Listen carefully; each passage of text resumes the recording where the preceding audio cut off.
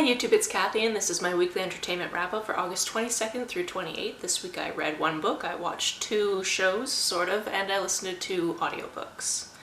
You might be wondering, where am I now? This is just a blank wall. It could be anywhere, but we literally just got to St. John's, Newfoundland, which is almost as far away from Victoria as we could get and still be in Canada. We're actually 4.5 hours ahead of Victoria right now because Newfoundland has a half time zone difference to the Atlantic provinces, so that is fun and different. This is also going to go up a little bit later than you're used to because last night we took an overnight ferry to get to Newfoundland and then we had to drive 9 hours to get to here, so it's almost 7 p.m. where I am, and I usually do this at, I don't know, 10 o'clock in the morning, so it's going to be a little bit later. That's fine.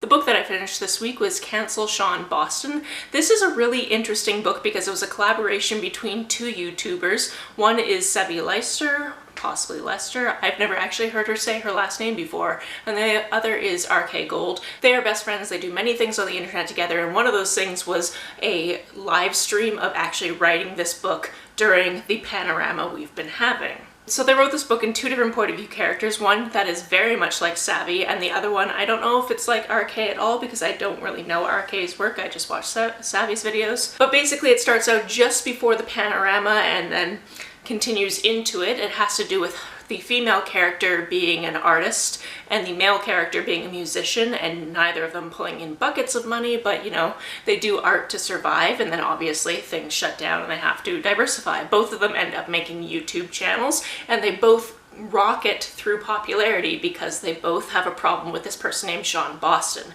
He's an online music creator on YouTube. He's done something that's abhorrent to the female character and she actually used to be a fan, and then the male character just never really liked him at all. They both end up making videos about him around the same time. They end up collaborating. There's lots of fun and interesting things that happen in this. I really liked it. I also really like it because it's such a thing that they are doing just for shits and giggles. The price on Kindle, I believe, was $4.20, at least in the US. It was 5 something because I'm in Canada, obviously. All of the prices for the merch ends in 7s, which is a long-term thing about their channel that you would have to watch to understand and fully laugh at.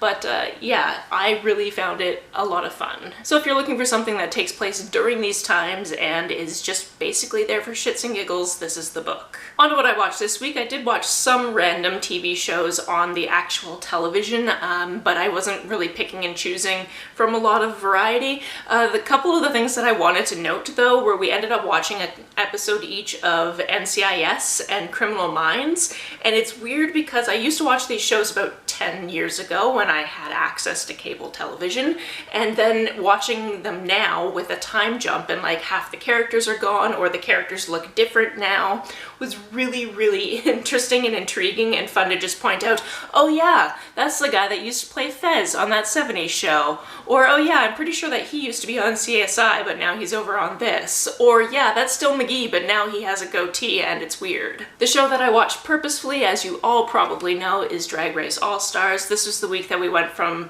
5 because they just got one of the characters back. They just got one of the drag queens came back because of the lip sync battle to get back, and then they went back down to the top 4. So I guess next week is our last episode. I'm not going to wreck it for you as to who came back and who went this time. It is a very solid top 4. It was a very solid top 5 as well. So I'm interested to see how it ends up. The first audiobook I finished this week I was actually supposed to read for Sci-Fi September, but it came in as a hold from my library a little bit early and I wouldn't be able to actually listen to it in September because it would have been returned before then. So I listened to it early, and that's The Echo Wife by Sarah Gailey. This is about a woman who works in cloning, and it turns out that her ex-husband has made a clone of her and run off with that clone, which is terrifying and terrible and like the weirdest breakup story I've ever heard. And then she finds out that the clone has accidentally killed the husband, and since she and the clone not only share DNA, but the clone shouldn't actually exist, and she could get in a lot of trouble if people find out the clone exists, she helps the clone get rid of the body and figure out how to make it look like he was never murdered. It was an interesting thought experiment. It had a lot of really interesting twists and turns between the different characters. I really enjoyed the motivations behind different things and just the ways that the characters were written, because obviously with a clone clone situation, they can program how this person actually reacts to things, so she can see how she is different from this clone that replaced her, and how her husband programmed her to be this completely different person who still looks like her and still has some of her attributes. So overall, I found it really, really cool, and it would have been a perfect fit for Sci-Fi September, but I was too eager to read it now. The other book that I listened to this week was Dial A for Aunties, and if this book never turns into a movie, I will be absolutely shocked and appalled and so mad about it. So basically, this is a big family affair between our main character, her mother, and her mother's 4 sisters, who are all called Big Auntie, Auntie 2, Auntie 3, and Auntie 4, which keeps it pretty simple. They're all in a family business together, and she finds out one day that her mother has been pretending to be her online and got her a date, and she basically has to go on this date because it's with a guy that runs the hotel they're about to do a big wedding at, and if she cancels last minute, it could be bad for their business. So she goes on this date, and she's like, this guy isn't for me, but whatever, it's just a weird, interesting experiment that my mom did, and hopefully she never does this again. And then he gets a little bit scary, and she basically ends up killing him by accident. From there, it's a big comedy of errors because she's trying to figure out what to do with the body and obviously make some wrong decisions.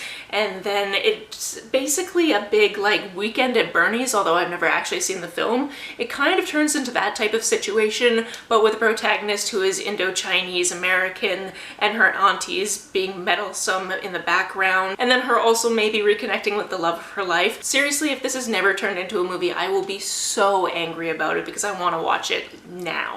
That's it for this week. If you've read, watched, or listened to any of these, let me know about it down in the comments below. On the way down to the comments, if you hit that subscribe button, that would be very nice of you. If you don't feel like leaving a comment but want to make sure that I know you were here, just leave me an emoji or a smiley face if you happen to be on your keyboard. Some people have asked if there's a way to financially support this channel, so I set up a Ko-fi account, which is a digital tipping service. The link for that is down below, as well as a link to my PayPal or my Amazon wishlist in case you would like to buy me a book. You can like and share this as you see fit, and I will see you very soon. Bye!